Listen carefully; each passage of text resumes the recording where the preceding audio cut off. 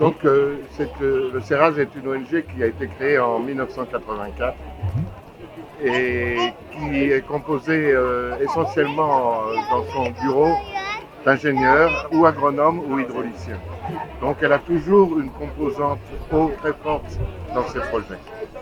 Et son premier projet phare, c'est la première station de traitement d'eau potable d'eau du fleuve dans le village de Diagambal qui est à 30 km d'ici.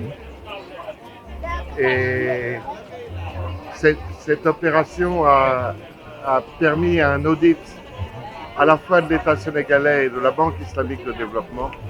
Et l'État a dupliqué 17 autres stations du même modèle dans le delta. Donc le CERAS a terminé son travail en traitement d'eau potable sur le delta. Il a rebondi en répondant à une demande de l'association des Lions Club pour l'aménagement de périmètres maraîchers dans le Fouta. Donc on a travaillé depuis 2008 sur la région de Matam, où on crée des périmètres maraîchers. Le public, c'est des groupements féminins de entre 100 et 150 personnes.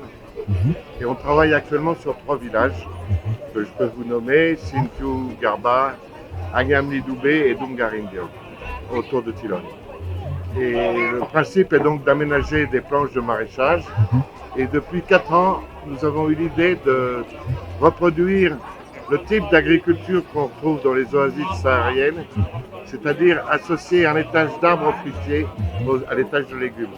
Les arbres fruitiers bénéficient de l'eau des légumes et ils protègent les légumes de leur ombrage. Et les femmes là-bas ont 2 productions, des légumes et des fruits. Et les fruits, c'est principalement mangue et citron. Alors ça, c'est pour la partie Fouta de l'activité. Pour la partie Saint-Louis qui nous occupe aujourd'hui, transformer le Tifa qui envahit le fleuve Sénégal, de le transformer comme le font les Égyptiens en papyrus que vous avez ici. Donc les femmes d'un village situé à 4 km d'ici, à Makadiama, produisent du papier d'art à partir du Tifa. Et l'autre produit, il y a dans le processus de fabrication l'utilisation de crémé, de soude. On ne peut pas l'acheter dans la nature, c'est caustique. Si c'est faible en soude, à 5% de pourcentage de sucre. Donc on est obligé d'enfoncer les bains et Marceline a formé des femmes. Marceline a une expérience et une formation en produits de transformation agroalimentaire. Elle transforme cette soude avec de l'huile en savon. Et donc le produit phare maintenant de Makadiama, c'est la fabrication de savon qui est diffusée dans l'hôtellerie entre Saint-Louis et Podor.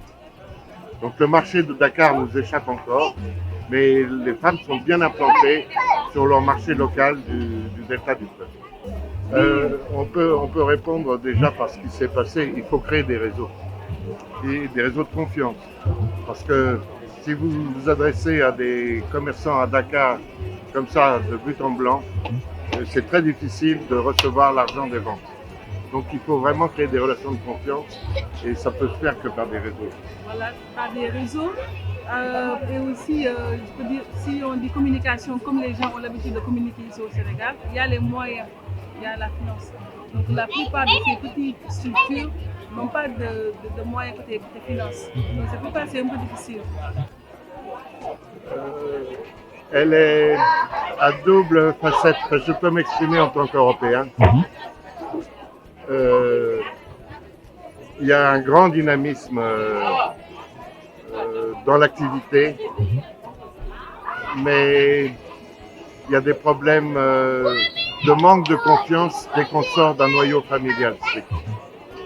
Et donc c'est une société qui est assez cloisonnée à cause d'une absence de procédures qui permettent de régulariser les flux commerciaux.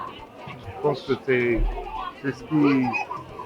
ce qui est le plus contraignant dans la société sénégalaise, son cloisonnement. Mais on est toujours très heureux de venir partager avec vous et d'avoir des échanges entre différentes civilisations.